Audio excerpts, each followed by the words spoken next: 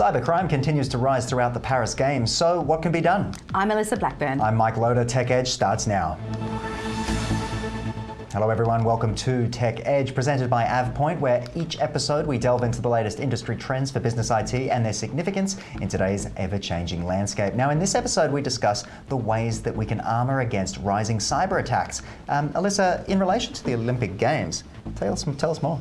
So one of the things that I find really interesting is that cyber attacks increase exponentially during the Olympics, which I had absolutely no idea about. But more importantly, Mike, if you, regardless of skill or ability, were going to compete in an Olympic sport, what one are you competing in? Well, until they set up esports in Dubai, I will be doing, let's say, pole vault. Pole vault, for sure. I like to go high, fly Some up. Big pole vault moments at the Olympics this year. I would be doing race walking because I would like to be super, super famous for 1 month every 4 years. I think that would be fantastic. But more importantly than that, let's get back to the rise in cybercrime that we see during the Olympics. And I'm really delighted to welcome Chris Fisher, who's the Regional Director at Vectra Australia and New Zealand. Chris, thank you so much for joining us Good today. to have an expert with us to discuss this topic. Thank you. Chris, why do we see such an increase in the number of cyber attacks during an Olympic Games?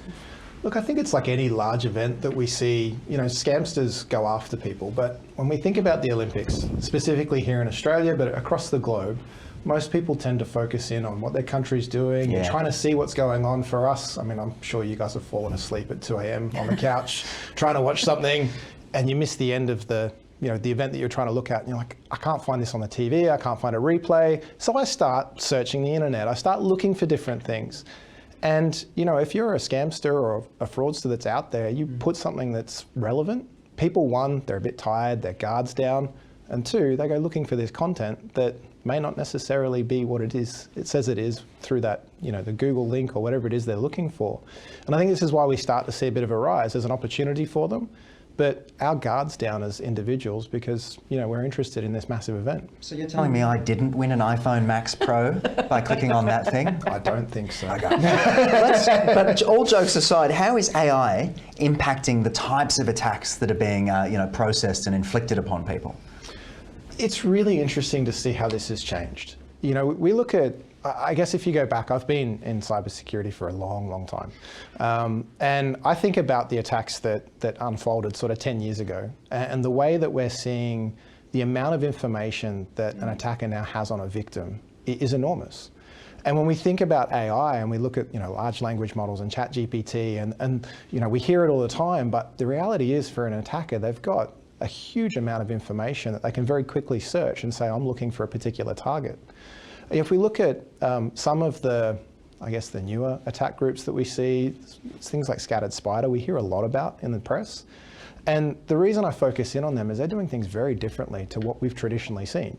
They will go after a user's identity. Yeah. And they've got these large language model sets to be able to figure out who's my target, what can I say to them to get them to do what I need them to do. And that's been one of the big things we've seen as a shift. That's really scary.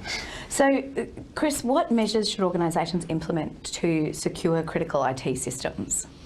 Yeah, it's a really good question because critical IT systems are very different to what they used to be as well. Very much so, yes. We talk about different organisations where cloud becomes a critical system. We've seen, and unfortunately, the challenges of the recent outage that we saw, which was a bug. But when you see the impact that has and the systems that are impacted through there, it becomes very difficult. But I changed that paradigm as well around, we've got critical systems and everyone always focused in on what's a vulnerability. What's the attack surface of this critical system? Well, attackers have shifted too. And your critical systems are now your people. Yeah. We used to say that people would hack in. Well, attackers are now logging in. And this is the frightening thing. If you can compromise an identity, all of a sudden you have this access into a business that is very simple, very straightforward, and doesn't require complex vulnerabilities and 0-day and everything that we've used to being seen in the past. I log into a system and I do what a normal user would do inside your organization. And that's frightening. And I think this is where organizations that understand the way their users operate and they can do things like threat detection in identity, will fare very well. Ones that struggle with that, I think are going to have some real challenges coming up in the next 12 months. Absolutely. So what role does incident response planning play, especially when it comes to a major global event such as the Paris Games? Take us through a little bit more about that. Like anything, you have to plan for the worst. Oh yeah. And it's also not about just planning. Planning's one thing, you need to practice it. So when we look at incident response, it gives you the playbook and the guides of, when everything hits the fan, proverbially, that we need to take action, and we need those steps. And the first few steps are always the hardest. But if you've rehearsed them, practiced them, then all of a sudden you have an ability to say, well, let's take the first few and we'll figure out the rest from here.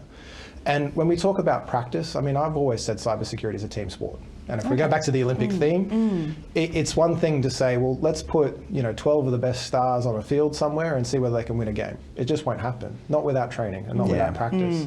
Cybersecurity is no different. Incident response is no different.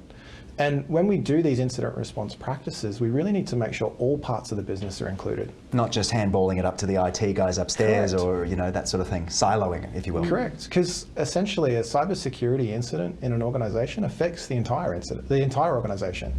So we need to make sure that everyone knows their roles and responsibilities. We know what steps we need to take. We can quickly shut down whatever the attack is and respond appropriately. So in the same way, I'm unlikely to win a race walking Olympic event because I've done zero preparation for it. Organisations really can't expect to be on top of cybersecurity if they've done zero preparation for it. Yeah. So how can organisations balance security measures with user experience? Because that's particularly having come out of a government background myself, obviously having to add security classifications to every email that I send, it's annoying, and it's hard to get people to engage with that kind of thing. How do organisations balance those two different challenges? This is really where, if we think of cybersecurity traditionally, everyone says they were the no police like 5 years ago. And if we think of the reason for that, they were never really part of the business. Yeah. They were just another org that did their own thing and they acted in a silo. And I think this is really where technology and people come together. And I think as a business, if you're very well integrated, that experience will be key as part of the technology selection or the process selection that goes through, so that you're not having to go through this process of I have to check everything and click through it. But I think also too, a lot more modern tools have brought much easier ways to work where we're obviously working through multiple different devices, and it is a challenge for organisations, but I think as individuals we kind of accept a little bit more than we used to as well, because we understand the impact. And that's, if I look at my 20 years of cybersecurity, the big thing that's changed is everyone understands the impact, whereas previously they didn't. Yeah, that's very well said, and it's interesting to reflect on all of that time and all of that change and evolution as well. And I think what you're saying there about the people understanding the impact, I think it's also because it's been so public. Yeah. It hasn't necessarily been a quiet thing, because we're not just talking about individuals now, we're talking about huge cohorts of people who have been affected by this. Obviously the Medisecure, sector.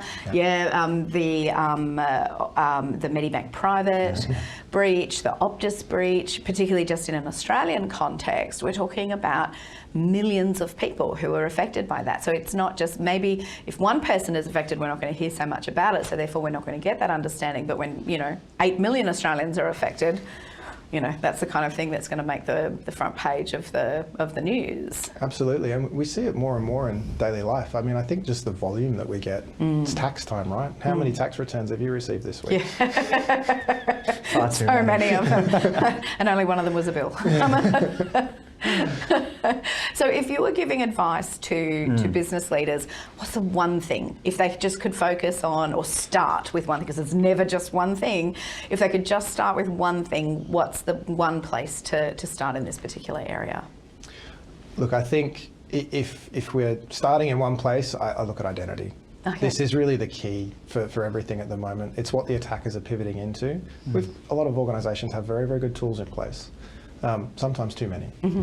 And I think if you can really focus heavily in on the identity and how it's used inside your organisation, and not just privileges that we tend to talk about, but actually understanding what your users are doing, you'll pick out when it changes. And if you can eliminate that very early on, you'll massively reduce the impact to the organisation. Is biometrics entering into this? I feel like my phone looks at my face, it knows that kind of stuff. Like how, surely, right? It's secure. right?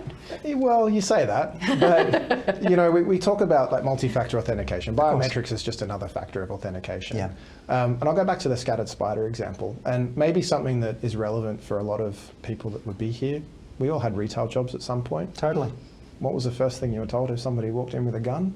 Hand over the money. Correct.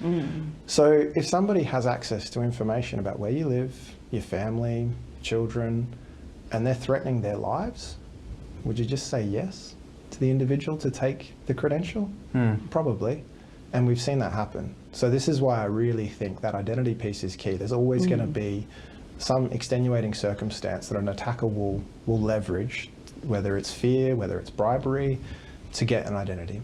100%. We see examples of that every day. Absolutely. And I think, Chris, you've really given us some amazing things to think about, especially as we're watching the Olympics, happen in this really recent space, is that you're not going to get anything unless you prepare and train for it.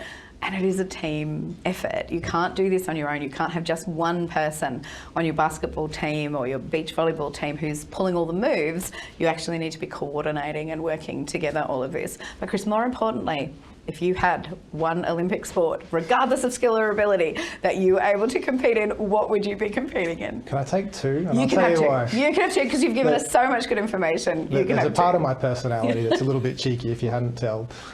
And I just want to do a bomb dive off a 10-metre diving platform. Yes, I love it. I love it. But if I had to choose a sport, it'd probably be boxing. Amazing, amazing. nice. Really good. Hey, thank you so much for joining us, Chris, and helping us unpack and understand things like this. I know there's a lot of big events coming up later in the year. We're talking Taylor Swift concerts and things like that. So things that people need to be aware of, need to be across and keep an eye on. So I appreciate your time and bringing it to our attention. No, thank you very much for having me. And of course, thank you to all of you for joining us. Hopefully you've learned something from our discussion. We will be, of course, keeping a close eye on everything going on in this space. Alyssa, thank you to you as always. No, thank you, Mike. It's been lots of learning on this one, definitely. All right, we'll see you very soon. This is Ticker. We'll be right back. You're watching Ticker. We'll have more in just a few minutes.